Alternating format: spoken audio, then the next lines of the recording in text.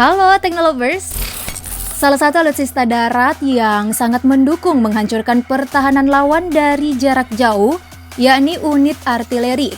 Persenjataan alat berat ini memiliki jenis berbeda-beda hingga jarak yang disanggupi untuk mencapai sasaran. Artileri yang dioperasikan oleh beberapa personil ini bekerja melalui tahap-tahap tertentu. Nah, bagaimanakah cara kerja dari artileri? Yuk langsung simak tayangan berikut. Namun sebelum lanjut, pastikan kamu telah klik subscribe dan aktifkan bel notifikasi biar gak ketinggalan informasi menarik dari teknologi populer. Dahulu dalam medan perang, alat berat yang sanggup meluncurkan proyektil disebut artileri. Artileri berevolusi dari meriam yang digunakan di abad pertengahan untuk menjebol benteng musuh, hingga jadi artileri berat modern dengan teknologi yang lebih canggih dan kemampuan mematikan yang mampu menjangkau jarak lebih jauh lagi. Artileri disebut sebagai senjata darat paling mematikan dan paling efektif dalam berbagai perang di masa lampau, seperti Perang Dunia Pertama dan Perang Dunia Kedua. Pertempuran besar pada kedua perang itu merengkuh banyak korban jiwa yang sebagian besar disebabkan oleh pertempuran artileri. Tak heran jika dulunya artileri dijuluki sebagai dewa perang. Artileri dibagi menjadi 3 macam dari segi kecepatan peluru maupun lintasannya, yakni gun, howitzer, dan mortir. Gun memiliki laras panjang serta kecepatan peluru yang cepat, lintasan pelurunya cenderung lurus. Jenis artileri ini sebenarnya jarang digunakan karena panjang, berat, dan terlalu besar untuk dibawa. Berbeda dengan howitzer, larasnya relatif pendek, kecepatan peluru pun sedang, dan lintasannya didesain lebih melengkung. Howitzer ini kerap jadi pilihan melihat laras yang dimiliki lebih pendek, memakai kaliber yang jauh lebih besar dan lebih mematikan. Sementara mortir memiliki laras paling pendek, kecepatan pelurunya lambat, dengan lintasan peluru yang tinggi melengkung layaknya parabola. Ini jelas bertolak belakang dengan artileri besar seperti gun dan howitzer, yang pelurunya bergerak dengan kecepatan tinggi, jarak jangkau yang jauh, dan lengkungan yang lebih rendah. Nah, selanjutnya artileri yang akan aku bahas di sini berupa jenis howitzer artileri yang bisa ditarik. Misinya tetap untuk melemparkan proyektil bahan peledak tinggi atau amunisi lain ke tempat yang relatif jauh dan tidak terlihat di medan perang.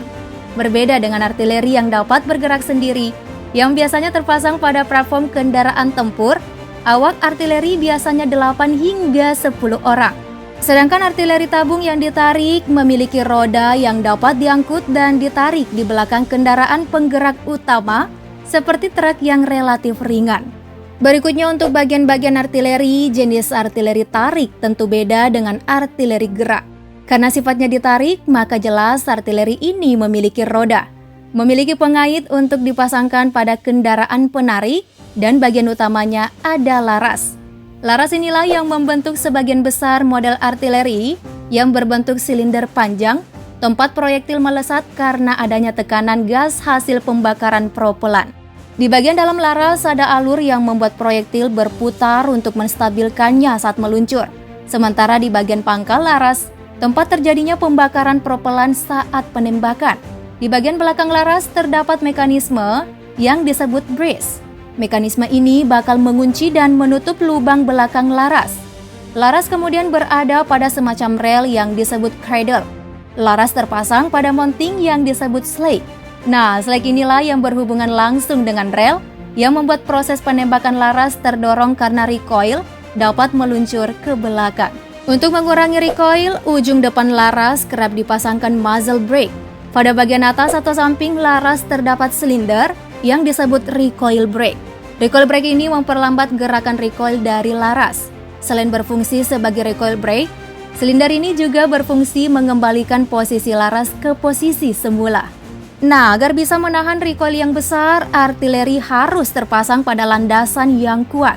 Pada artileri tarik terdapat 2 kaki di belakang yang disebut trail untuk menahan recoil.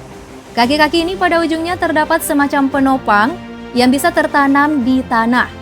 Artileri terpasang pada 2 poros sehingga bisa digerakkan dalam 2 aksi, yaitu elevasi, yakni sudut vertikal, dan gerakan horizontal. Poros horizontal memungkinkan artileri digerakkan vertikal, berada di bagian belakang dekat pangkal. namun penempatannya berada jauh di belakang titik berat sehingga laras akan cenderung turun. Dengan demikian, artileri dengan laras panjang terdapat mekanisme penyeimbang bernama ekuilibrator. Mekanisme semacam ini memberikan gaya tolak berlawanan dengan gaya berat dari laras. Meski sering digunakan sebagai senjata tembakan tidak langsung, artileri bisa juga digunakan sebagai senjata tembakan langsung. Sementara untuk amunisi artileri tergantung kaliber meriam. Namun umumnya artileri berkaliber kecil hingga menengah sama-sama memiliki struktur layaknya peluru senapan. Amunisi sendiri berupa cartridge yang terdiri dari selongsong dan propelan di dalamnya. Untuk artileri kaliber besar seperti 155 mm, amunisinya terpisah antara proyektil dan propelan.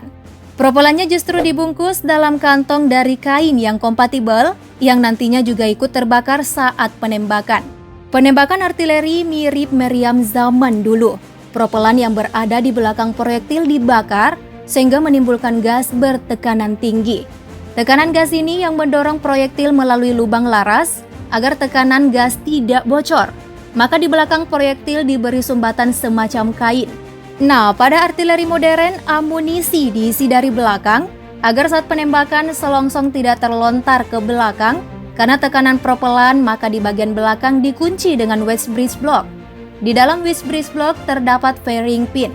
Fairing pin ini nantinya akan menutup primer yang berada di belakang selongsong untuk menembak.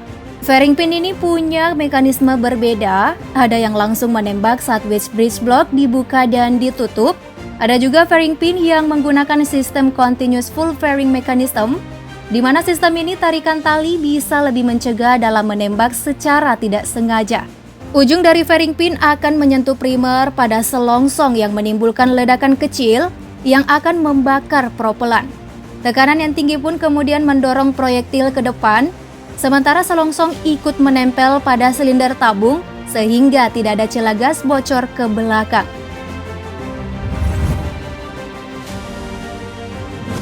Ya, kurang lebih begitulah cara kerja dari artileri. Semoga informasi ini menambah wawasan kamu Teknolovers. Jangan lupa like, share, dan tinggalkan komen kamu di bawah. Thank you for watching.